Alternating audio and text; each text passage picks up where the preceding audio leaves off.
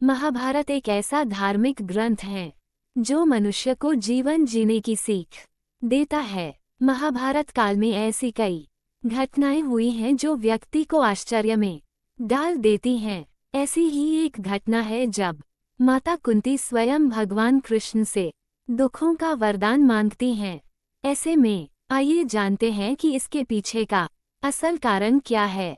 कुंती ने भगवान श्री कृष्ण से क्यों मांगा दुख भोगने का वरदान? जीवन जीने की सीख देता है महाभारत ग्रंथ। रिश्ते में भगवान कृष्ण की बुआ लगती थी कुंती।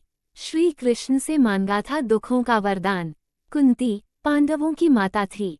कर्ण भी कुंती का ही पुत्र था। जब किसी को यह मौका मिलता है कि वह भगवान से कोई वरदान मांग सके तो सभी केवल अच्छा वरदान ही मांगना पसंद करते हैं। लेकिन कुंती ने इसके विपरीत भगवान कृष्ण दुख और वित्ती का वरदान मांगा। ये सुनकर किसी को भी हैरानी हो सकती है, लेकिन जब आप इसके पीछे का कारण जानेंगे तो हैरान रह जाएंगे। इसलिए मांगा दुख। महाभारत के प्रसंग के अनुसार महाभारत का युद्ध समाप्त होने के बाद युधिष्ठिर राजा बन गए। इसके बाद भगवान श्री कृष्ण ने तय किया कि अब द्वारका लौटना चाहिए। श्री कृष्ण सभी से विदा लेने लगे।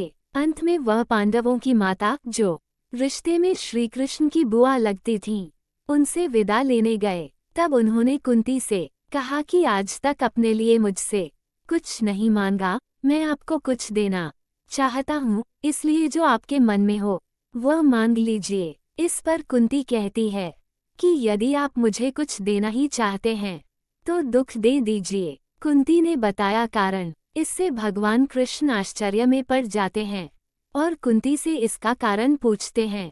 ऐसे में इसका कारण समझाते हुए कुंती कहती है कि यह मानव का स्वभाव है कि वह सुख के समय में भगवान को भूल जाता है और केवल दुख के समय में ही भगवान को याद करता है।